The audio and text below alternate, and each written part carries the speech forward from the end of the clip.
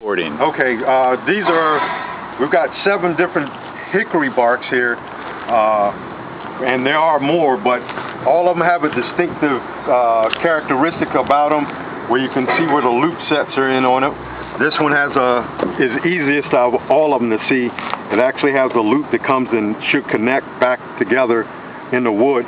Even with the smaller or smoother bark wood, the loop sets are in there. You're just harder to see, but after practicing and looking at them, you can usually tell and see what they are.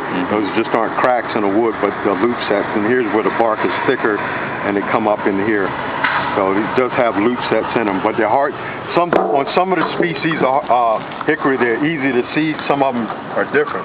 And this one is this bark has come off, but this is a hickory also. But it has more of a characteristics that you would see on some of the other hardwood trees, such as an oak. Even though this has got a thicker bark, it has more of a build-up to it. It doesn't get quite as thick on any of the species of hickory. It's very thin bark tree. You see, all of the hickory's got a thinner bark on it. Then if we look at the oak, how thick the bark is on that. And then this is walnut, and it also has a thin bark on it too. Now, the walnut is also used as a smoking wood also, and when it is cut up, it does, on the inside, it does have varying, these could be species variations or whatever, but you can see that they all have the same characteristics, and the walnut has having a light band to the outside of it. This one just has a thicker band in it, but it looks like it's on the largest section of the tree. Would you recommend walnut for smoking or barbecuing? Yes, because my restaurants, when we deliver wood to them, they also, we mix in whatever we have in with the hickory, and it works out just as good. The flavor, if you ask me about it, I personally have never cooked with it. My dad has, and so he would know how to express the... But the walnut is good too. Walnut is good, yes, to go in as a smoking wood. Yes, it is. Okay. Yes, it is.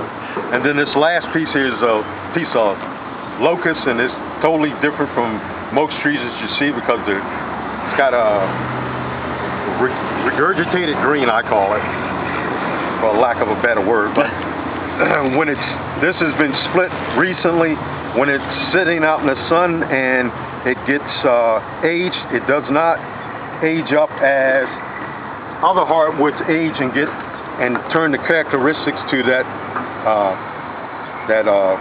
browning or tanning of the wood. This wood will actually change to an orange hue on it, and that's how you can tell locust. What color is locust when it's freshly cut?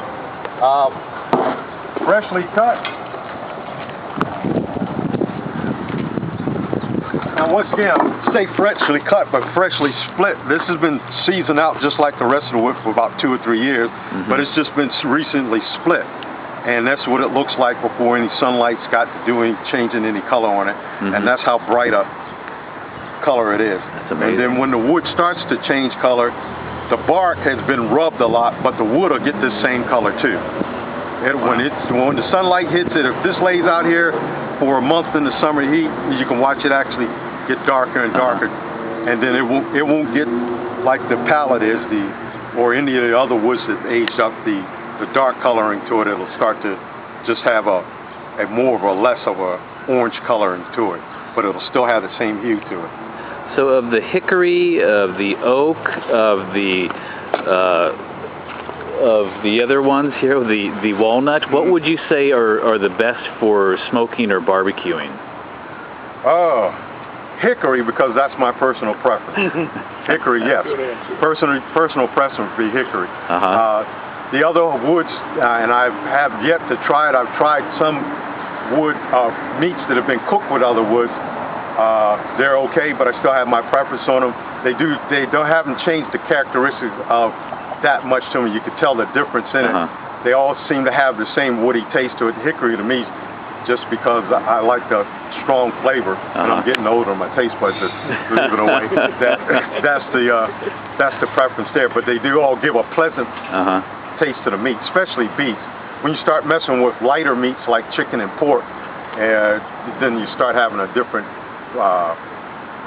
smoke reaction, I would say, and then your palate kind of changes for the most part. Because personally, I like hickory and the strong flavor, but not in chicken. Pork I can handle it, but chicken, because I usually marinate the chicken and I don't want to get the flavor robbed away as much as hickory does do it. Well, so I usually do a light smoking with that and use very little. We have another barbecue expert here, Jim Shaheen. Jim, what do you suggest for your barbecue and smoking needs? Well, it depends on what I'm doing. If I'm doing a Texas beef brisket, I'll use oak, because oak creates a beautiful slow smoke in the firebox that won't that won't overwhelm the meat. And the meat's going to take a lot of smoke, over 12 or 18 hours. So you want to have a beautiful sort of perfuming of that meat. You want to get it penetrated into the wood. But if you use a strong flavored wood on something like a brisket over 12 or 18 hours, that to me then starts to change the character of the meat itself. What would you consider a strong flavored wood? Well, I think a hickory is much more of a strong flavored wood than say an oak. You know, and I think also if you use sort of a milder wood like the apple wood, cherry wood, on stuff like ribs, I think that's really nice. It adds a really nice characteristic. It burns surprisingly slow. You know, it's nice. So it just depends on what you're making. You know, pecan goes great, I think, with chicken. And I guess the mesquite. When would you use mesquite, because it's got such that steaks only? That's all I use it for. I mean, people out in West Texas use mesquite for brisket, but what they do, like for example at Cooper's Barbecue in Llano, and a lot of the places out there, they'll take that mesquite and they'll burn it down into embers. Right. So, and then they'll take these really long handled, like 6 or 10 foot handled shovels, and they'll actually take these mesquite embers, move them over to the pit, and so they're cooking on only the embers. They're not smoking from the, you know, because it can be a very harsh wood. So that's what, and I've done that actually. I've done the mesquite with the brisket, but I only do it that way, which is something, you know, I learned out in West Texas. But that's, you know, mesquite, I would use it if I'm going to do a fast thing like a steak, or I'd burn it all down and use just coals for a brisket.